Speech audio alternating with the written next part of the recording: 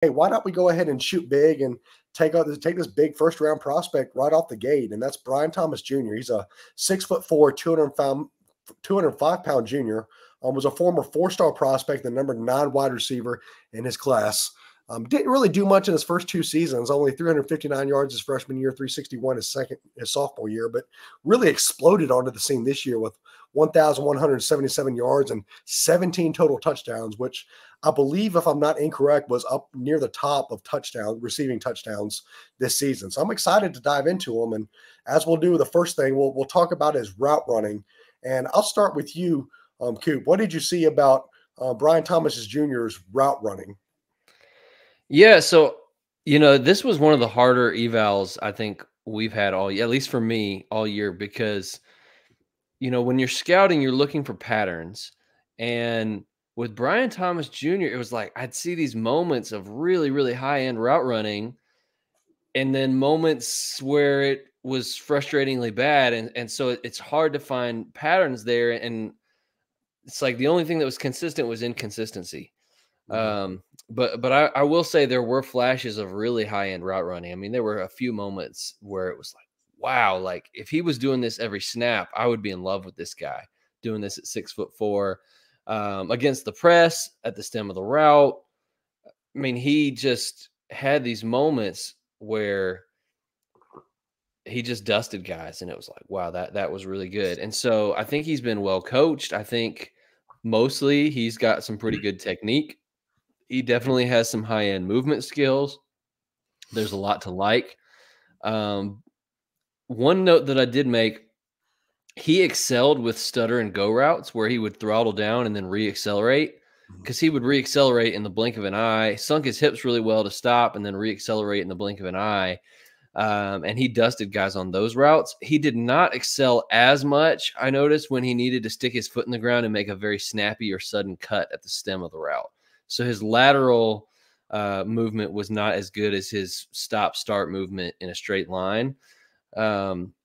What I noticed, especially against press coverage, he would win leverage right off the snap. So if he wanted to get inside, he got inside. If he wanted to get outside, he got outside. He'd get the DB on his back. He'd stack him. He's got the guy playing from behind the entire route, playing catch-up.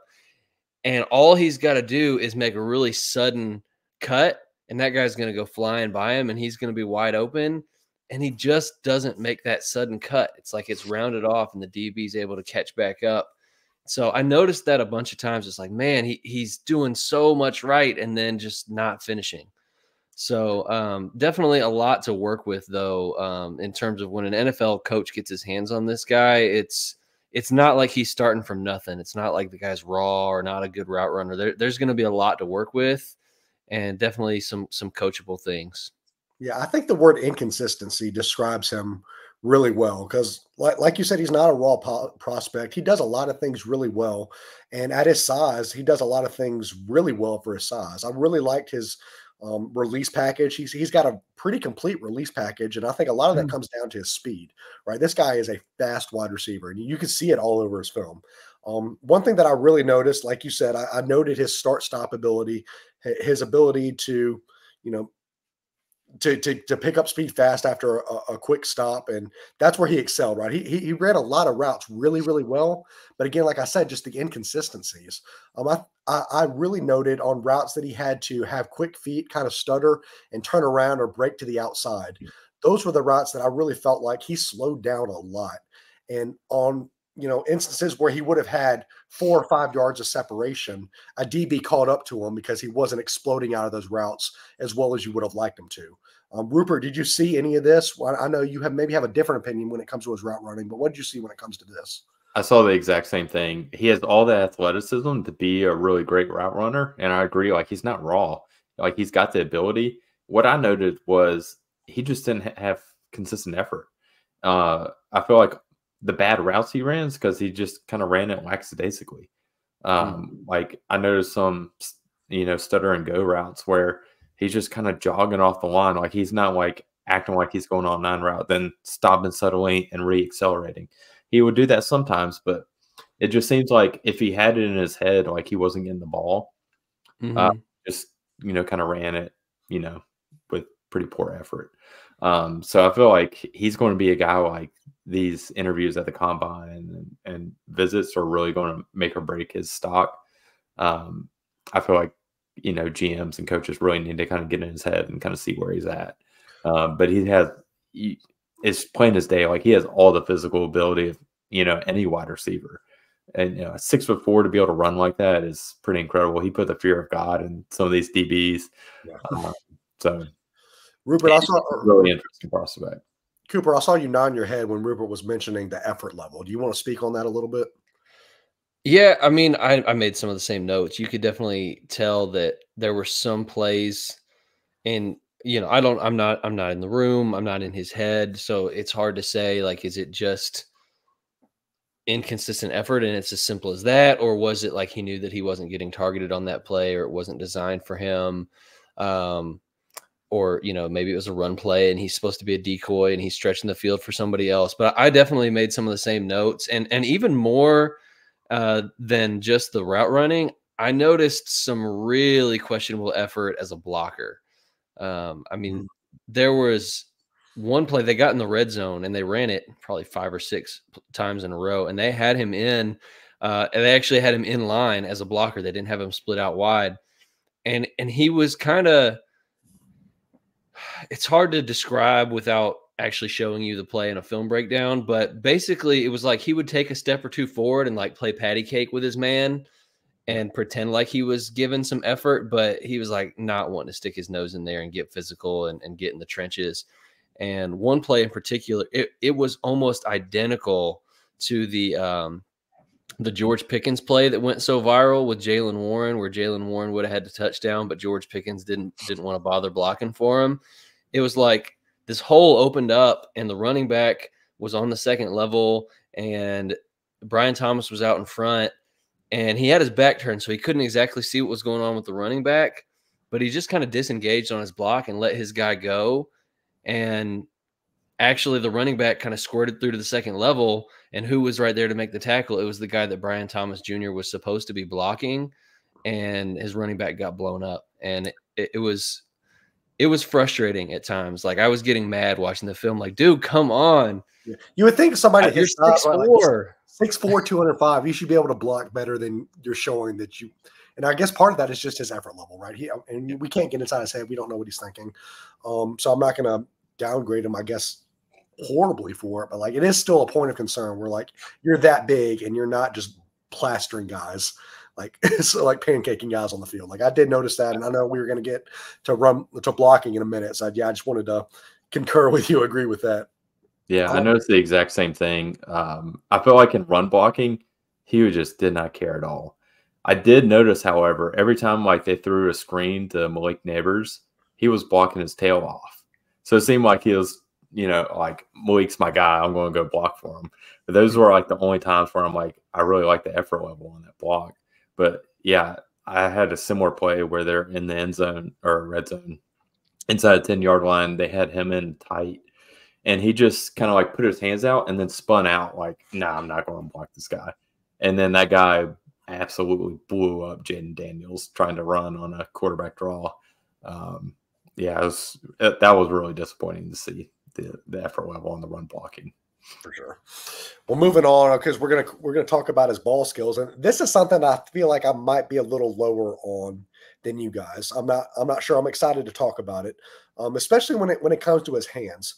I felt like on the film that I watched, he was more often than not, he would extend the ball sometimes, but he was a body catcher a lot. Didn't really extend well to the ball in a lot of the film that I was assigned, and I mean because of that.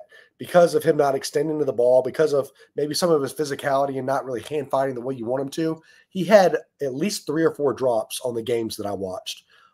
So I think his hands were a little bit of a concern that at least I marked on my film. Rupert, did you notice any of this, or what did you see when it come to his ball skills, his skills at the catch point? Yeah, I thought this was a strong suit for him. He has really good body control to kind of be able to leap and time his jumps. He always seemed to kind of high point it on the games I had. I didn't make any notes of him body catching on the games I watched. I watched Florida State and Wisconsin. So I gave him, well above average on ball skills. Yeah, I'm Time to gonna pick. fall kind of. What'd you say, Jackson? I said time to pick. Who you agreeing with? No, I'm just gonna fall right in the middle. So, I did not notice any body catching. I made a couple notes that it looked like he did a good job catching with his hands, extending out. Looked like a natural hands catcher. So, and I didn't see any drops on my film. So those concerns that you had, at least. So now we got 4 games because I watched Alabama and Florida. So add in the 2 that Rupert watched, which were different games than what I watched. That's 4 games where neither of us noticed a drop or a body catch. That's a pretty good indication there. Um, I did note some of the same concerns that you did, Jackson, in terms of the physicality and the hand fighting. It was almost non-existent. And I felt like, whereas you would want to see a guy that's 6'4", I mean, that's part of his strength. Part of the appeal for him as a prospect, right, is that he is so big. And yet I never saw him play bully ball. In fact, I saw him get bullied a lot more often than I saw him play bully ball. I did. There was no like swatting, get off of me, create space at the catch point when he's not open. I felt like he was a little bit.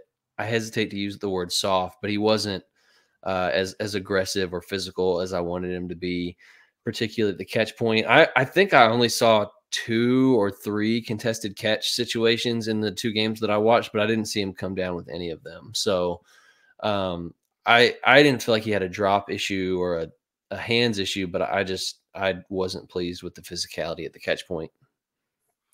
Yeah, and I think part of that could come down to I was watching the Arkansas game, and a lot of that was let's face it, Jaden Daniels didn't look great in that game. So I think part of that was had to do something with maybe he was having to come back to the balls a lot, and he was just dropping because they weren't placed correctly. So I'd be interested to dive into y'all's games and see if that was something that played a part in that. But one thing that I did think that he did really, really well moving on is his acceleration. I mean, this guy goes from 0 to 60 in a hurry. I mean, he is super fast. I think this is probably one of his best traits. Was his speed, his acceleration, his ability to take the top off the defense and really threaten the defense vertically. I didn't see a lot of yards after the catch, but I did see him getting open deep down the field a lot. What did you guys see when it came to his acceleration, his elusiveness, those traits? A+ athlete. He's going to destroy the combine, and he's going to get even more first-round buzz. He's just such a fluid athlete. He kind of looks like a gazelle, just effortlessly accelerating, long stride, destroys DBs on 9 routes. I actually made multiple notes of like really good yards after the catch for him. Even though like it doesn't seem like, they kind of tailor their offense for that form because he was, so much more of a deep threat. But I had him, catching some crossing routes and kind of slowing down so that he could stiff arm a linebacker and spin and stay in bounds. And then another play, he kind of splits the nickel back in the outside corner on a non-route and then ends up stopping. They run into each other and he accelerates off, beats the safety, who, if you kind of like pause the play, it'd be like, all right, safety will, get the angle on him. And he just doesn't. Just long speed for days, effortless acceleration. What about you, Cooper?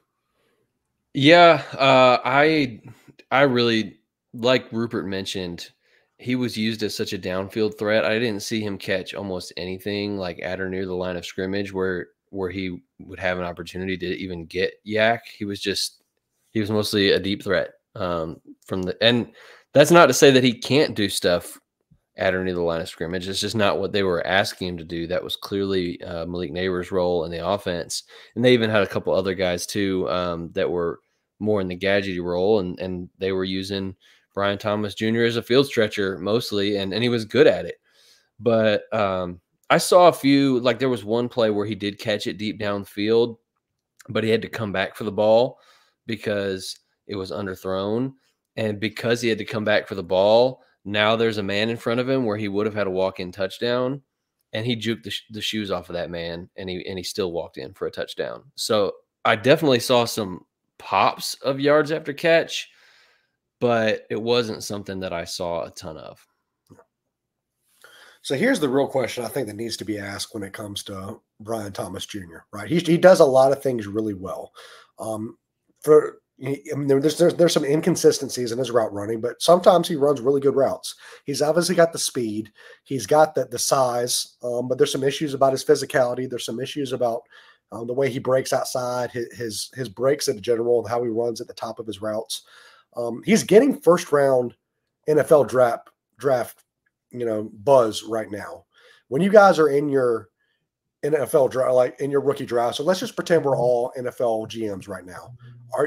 Are you feeling comfortable taking him in the first round of an NFL draft right now? I mean, where do you project him at as a player at the next level? If I was the NFL GM, no way I'd be taking him in the first round, just due to the effort level that I've seen. I feel like I'd be comfortable taking him in the second or third round. But as far as like first round, if I was the NFL GM, like no way I would, kind of risk my job on someone who has such questionable effort.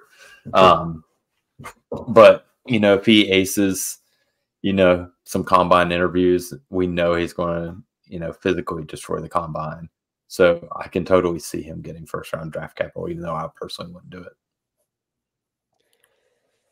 Yeah, I mean, late first, if he's in the late first and he lands with like the Chiefs or the Bills or something, I mean, like the ceiling is the roof or whatever Michael Jordan said. But the upside is enormous, and I definitely like him a lot more than like a Keon Coleman or an Adonai Mitchell. I'm very intrigued by him, mostly because the flashes of route running, right? There's so many guys in this class that are tall and fast, but the fact that Brian Thomas Jr. has flashed some really high level route running is very, very intriguing to me. Definitely concerns, like you mentioned, with physicality and effort level. And even the routes is not as consistent as you would want it to be. But I think that can be coached up. So I think I wouldn't be mad about back into the first round. But I would say in terms of my rookie ranks right now, the guy that we're going to talk about next, I actually am going to end up ranking higher, I think. And so for me, I would have Troy Franklin higher right now. I would have Ladd McConkey higher. I would have Xavier Worthy higher. So probably you're looking at wide receiver 7, 8, 9 range for me in this rookie class, at least of the guys that we've studied so far. And I would definitely have him above guys like Coleman, Tez Walker, Adonai Mitchell. So it's a loaded receiver class. That's not a knock on him. But there's definitely some guys that I feel more confident in, just in terms of them being refined and ready to come out and produce right away and less risk involved. See, I think that's interesting because I know I would rank him below guys like obviously Harrison, Neighbors, Worthy, Troy Franklin. I don't know if I'd put McConkey above him yet, but that's why we're doing this pod. We're getting ready to break down Ladd McConkey right now. So